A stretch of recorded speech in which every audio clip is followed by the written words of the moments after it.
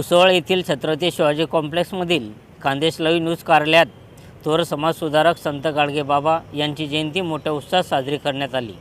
कार्यक्रमाच्या सुरुवातीस परीट धोबी समाजाचे माजी अध्यक्ष रमेश ठाकरे, पत्रकार संतोष शिलोडे यांच्या हस्ते गाडगेबाबा यांच्या प्रतिमेला माल्यार्पण करून अभिवादन करण्यात आले। यावेळी बाळू शिलोडे, राहुल रोकडे, पत्रकार कमलेश चौधरी, मनोहर लोणे, सुनील आराक, सतीश शिंदे, श्याम गोविंदा, सतीश कांबळे, संजीव काशू, प्रेम परदेशी, प्रशांत बोरोले, किशोर शिंपी, दीपक परदेशी आदी मान्यवर उपस्थित होते। संघर्ष न्यूज माझाकरिता मी सुनील आराक, भुसावळ।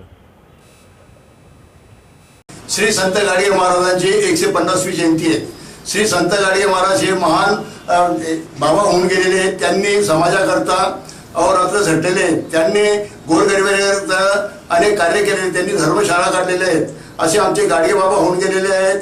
त्यांची कथा जितकी सांगितली तितकी कमी पडेल। त्यांनी नाशिकला एक त्यांची घटना अशी झालेली होती की महाराज यांना त्रिपिंड पाळत होते। ते त्रिपिंड पाळत असताना महाराजांनी एका गरीबाला एक लाडू देण्याचं काम केलं। महाराज त्यांच्यावरती रागवले, तर म्हणजे का तर म्हणजे हे पिंड आमची वरती जाईल, वरती देवाला जाई भेटेल। पण त्यांनी म्हणजे ठीक आहे, त्यांनी बाजूला एक टोपले घेऊन पाणी फेकायला लागले। तर महाराज म्हणाले तुम्ही हे पाणी कुठे फेकतात?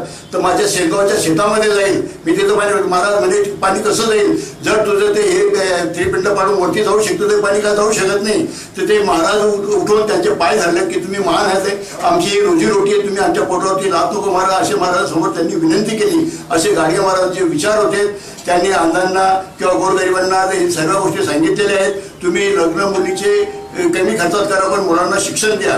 गोरगरिबांना तुम्ही अन्नदान करा, कपडे द्या।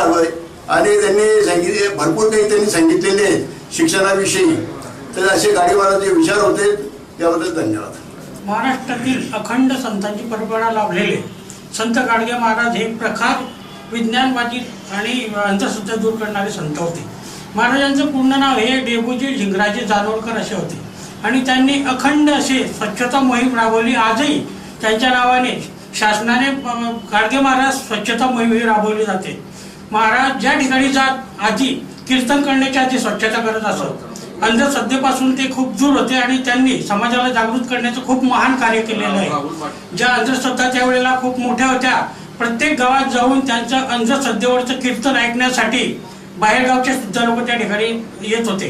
त्यांच्या कीर्तनाच्या माध्यमातून ज्या लोकांना जागृती केली आहे ते लोक आजही गाडगे महाराजांचं नाव घेतात। आणि दुसरा विषय महाराजांनी शिक्षणासाठी सुद्धा पुरस्कार केलेला आहे। त्यांनी आजही त्यांच्या नावाचे छात्रालय आहेत, वसतिगृह आहेत। तर गाडगे महाराज असे महान संत महाराष्ट्राला लाभलेले आहे आणि अशा महाराष्ट्रात त्या गाडगे महाराज या संतांना वेळोवेळी पुरस्कार स्वतःच्या नावाने दिला जातो। गाडगे महाराज पुरस्कार आपण महाराष्ट्र शासनातर्फे गावागाव मिळत आहे।